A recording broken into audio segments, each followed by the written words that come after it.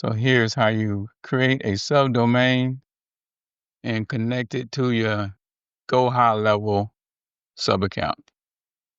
All you do is come over here, click on domains, put the subdomain name. Well, let me go back.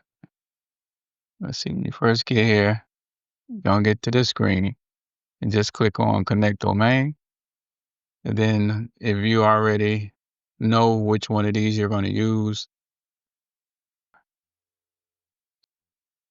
so I'm going to connect this to a subdomain. That's anytime you see what is before the .domain name, well, then you'll see what I'm talking about if you don't know. So this is a subdomain, webinar.truckersuccessblueprint.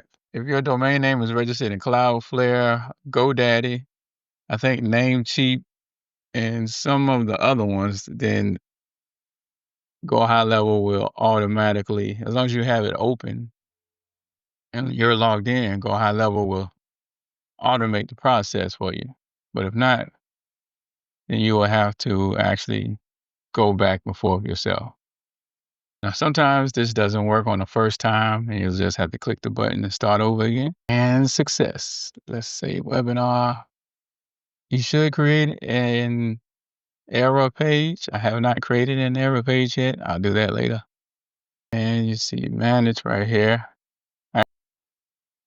Let's go back over here to sites, click on webinars, and click on one of these, the registration page, and it's already connected.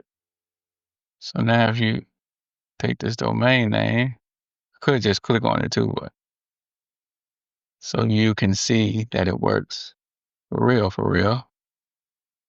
Let's put that in there, and you see that it works.